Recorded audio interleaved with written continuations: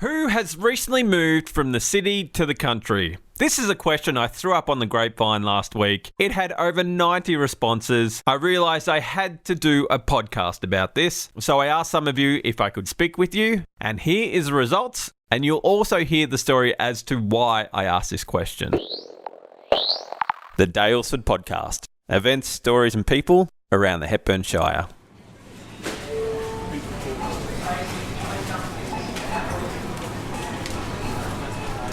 It's Friday evening, supermarket. You know what that's like, everybody. Oh, God. If you have a flight pass, please scan at any time.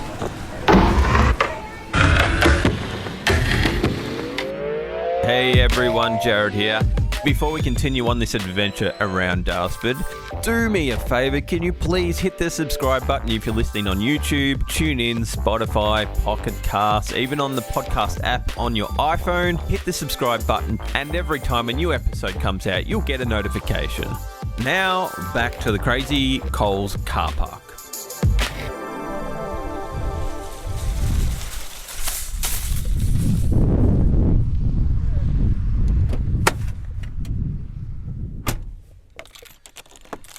Was a trip to the supermarket on a Friday evening. You know what it's like on a Friday evening when you drive through Daylesford. Yeah, it's one of those. And I guess everyone who's local here, they know Friday lunchtime, mid-Friday afternoon, you start to step out of the town a little bit and let everyone else enjoy the town. That's a good way to put it. I like that people come. I love that people come to Daylesford. I've lived in towns where they're just dead and empty and it's not an exciting environment. Everything's quite stagnant. I love this, but as we all know, it does get a bit frustrating. Anyway, there's a point to all this. My question is, as I drive along pondering, there's a van with a skull on it. Oh, it's Bromley. My question is, when people move to Daylesford from the city, what are the pros and cons? Because the other week, you would have heard my first, if you've heard my first podcast with Jeremy, as soon as I finished that interview with Jeremy, this two couple walked in and they were quite, the girl was so colourful and bright and very fashionable, and he was just this dude wearing black, and they were clearly both artists and creatives, and they asked me a question, you know, is life slower in Daylesford?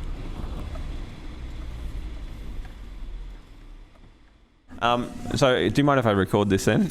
Is life slower in Daylesford? These guys are from Melbourne, and I'm trying to think of an answer. Why'd you ask that? Obviously, life in Daylesford is slower, but... Or is it more casual? Is the purpose of coming to Daylesford for a lot of people to try and make their lives slower? But balance. Even so you try and do that, it doesn't actually end up happening. Is that one fearing is the problem? Is like you try and get out of the country, out of the city, and the pace to which you used to have doesn't actually...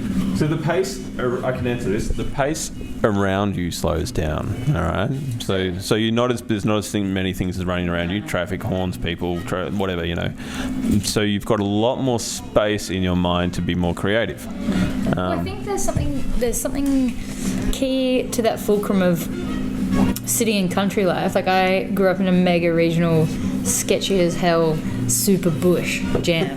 Yeah. And then living in the city, but perhaps it's your motivation. Perhaps like slowing down around you obviously makes a bunch of difference, but it depends on how driven of a person that you are to the rate that you're busting on the gas. So this is where the conversation started, and this week I decided to hit the grapevine and see what I can find out. I put out this question: has anyone moved from the city to the country recently? And I did notice that many of you responded to this question, and I contacted some of you and went and asked people what was the positive things about moving from the city to the country, and also what was the negative things about moving to the country. The first couple you hear are Mel and Connie, and they're in their mid-50s. They're moving to Weed Chief. They have a house there, and they're kind of half and half, and they're a little undecided decided whether to move to the area. And the second couple are Julia and Glenn, and they moved to Hepburn Springs a week and a half ago. And the third person I interviewed was Anthony, and Anthony's moved his whole family, 3 kids, wife and himself, from the city to Newland. And as you'll hear, it turns out the family wasn't as receptive to country life as Anthony had hoped for. But first, Mel and Connie. You guys are halfway between moving from... Where'd you say you're from again? Beaumaris to Wheatsheaf. You guys are thinking of coming from the city to the country. Connie, I want to start with you because I want to know what your thoughts are about the shifting, picking up, and if you had to come down here, how would you feel? So I'm a beach person. I've always been into water, and I love the fact that I live near the water. But Malcolm's more of a sort of a country tree type person. So since we've been up here at part holiday house, part Airbnb, Malcolm's loving it and turned into this like country bumpkin type person. Is that true, Mel? It is true. My love for the country, I think, stems back from when we were in England, and my mum's cousin had a farm in Suffolk, and my mother's cousin would do very little. He sort of managed to lease out all his crops, so he had the money coming from that, and he just basically what we call tiffled. And that was my ideal in life, to be able to do what he does and just tiffle round a place. And here I've found the perfect spot to do exactly that. So Mel, as you tiffle, Connie, what do you do when you're down here? Well, depending on the weather. Okay. It's pretty cold today. It snowed. So when it's cool, I tend to be a bit housebound because I'm not a big fan of the cold. So I'll tend to lie around, mark on the couch, and go in a bit of shopping in Daylesford. You mentioned before that there's a bit of hesitation coming down here, though. Do you want to expand on that a little bit more? Because I don't want this podcast to be all fluffy and Daylesford's great and blah, blah, blah. I want people to go, it's moving here is great, but this really annoyed me, or this and this. So let's be truthful here. So my big issue is the isolation up here. I know we're pretty young, we're only in our mid-50s, and the idea of sort of being isolated out in Wheatsheaf when I'm older and I'm not that mobile scares the heck out of me. So I guess the only way it would work for me is if I had, say, an apartment down near the beach somewhere that I could sort of spend some time there and some time here. I couldn't do it full time, I don't think. I mean, Daylesford's beautiful. It's a great place to visit, but I'm not sure I'd want to live here. Good answer. Yeah, I like that. You're truthful and honest. Yeah, that's what we need. Yeah. Mel, what's your reaction to this? Because I know that you have different thoughts on this. So I don't want to cause fights or anything. We'll open the discussion. We'll do therapy later. No, there's no surprise. The fact that Connie was sort of open to it is sort of we're gradually making progress. So I think I've got a 5-year timeline to sort of gradually get a way of thinking a bit closer to mine. So, how are you going to do that? How are you going to do that? Just gradually. See, my ideal lifestyle is follow the sun. So once I've retired, I don't ever have to be cold again. Why, thank you, Mel and Connie. Now, before I play the other two opinions of their adventures to Daylesford, let me tell you about the events this week. Friday the 19th of July, it is the start of the Castlemaine Doco Film Festival. Google that and find out what documentaries are playing for the next week. Also tonight, over in Woodend, they are playing a Monty Python doubleheader starting tonight at 6 p.m. at 15 Buckland Street. This Saturday, the 20th of July. All the markets this morning are at Creswick, Glenline, Leonards Hill and Trentham. Also this morning there is an author talk over at the Creswick Hub, and Kathy Burgum is speaking. This is her first book. There's no cost, there's no booking required, and the book is called Celebrate Your Gold Within. And tonight there is Christmas cheer in town. The Winter Sangha 2019, hosted by Le Yoga Daylesford. This is the 5th annual gathering in their little studio, and all you need to do is BYO drinks and a smaller plate to share, and a $10 gift to join in the Kris Kringle. Thanks, Le Yoga Daylesford. Sunday the 21st of July, it is the Daylesford Market, and it's also the Talbot Farmers Markets. Monday the 22nd of July, there's an intro to floristry at the Neighbourhood Centre. Tuesday the 23rd of July, there's intro to massage therapy basics at the Neighbourhood House. And finally, Thursday the 25th at the Daylesford Neighbourhood House, there's intro into Auslan, which you can find that on their website. If you have an event to share, please let me know at thedaylesfordpodcast.com. All community events are free. If you have a business event to share, you can see the rate card on the website. Now, back to the interviews. This is Glenn and Julie. They moved here a week and a half ago. Julie, they tell me that life's a bit slower in this country. Would you agree with that? Oh yeah, definitely. Traffic wise, it's a lot slower. There's no traffic lights and stuff to worry about, but yeah, so far we've found it a lot slower. What is slower, and what's the hard parts about living in Daylesford also?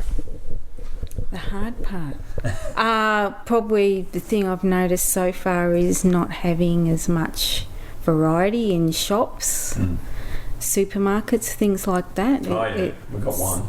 Yeah, there's one, but Half of one, yeah, that's true. well, the guy at the checkout said it's more like a milk bar. So, yeah, that's definitely the thing. Do you reckon milk bars are that busy on a Friday evening? Probably not. And finding a car park. Oh, yeah, that's always a tough one. Oh, yeah. Glenn, what about for you? What's been the best part, but what's also been the hardest part?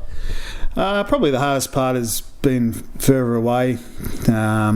You always nick down the street, down the Bunnings. I know they've got the hardware here, but and away from friends, you're sort of an hour and a half from friends. So now we've got to plan things and visit family. So, but it's not too far away. It's it's not 3 hours. So That's true. Yeah. Do you have to? So you've only literally been here a week and a half now. You've owned this for 3 years. Been here a week and a half. Do you know many people around here? And do you have any plans to? Do you know how country people meet each other? Well, I joined the CFA on Sunday. Excellent. Yeah, because I spoke to him back in February when we had the fires, because the fires were 60 metres away from here. So that was always a plan to join the CFA up here. So as soon as we moved up there, I went down on Sunday and down to Hepburn and joined up. So I think that's the sort of best way of meeting people. Yeah. And here is my last chat with Anthony, who brought his family from Melton to Newland. So you got 3 kids, is that right? How old are your kids? 18, 17 and 12. So you moved from Melton, is that right? Yeah. A lot of people have moved from Melton. I don't know what's that about. I've read that lately. Yes. How has for you personally, tell me, how has the move been here, just for you? I love it. Was it your idea to come here? Yes. Yeah. Why? The attraction of isolation. As I said, Melton has outgrown itself. It's very difficult. You go from one end of Melton to the other will take at least 45 minutes. Everyone's in a rush.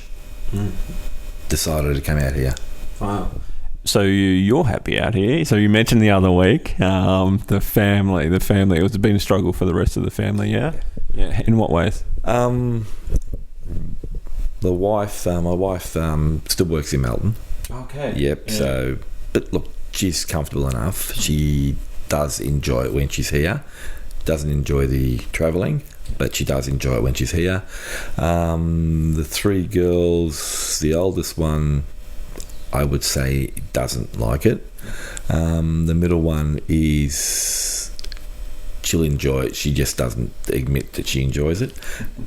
And the youngest one, who goes to school in Daylesford, yeah, she's enjoying it. Were they apprehensive at first to come here? You had to kind of kicking and screaming. You came? Yeah. Absolutely. I just think, look, someone asked me a while back, any regrets? And I said, yeah, didn't do it earlier. Okay. Yeah. Wow. Yeah. It would have been good to get the older girls here earlier. Yeah. Thank you, Anthony, and thanks for listening, everyone. Don't forget you can subscribe on Instagram or Facebook. A huge thanks to Laura Jane Rose for her help for finding the events for me. If you had an event, let me know. Community events are free. Any other event, business events, you can find the rate cards via my website. And until next week, don't forget to hit subscribe on YouTube or any other platform you're listening to, and I'll talk to you then. Bye.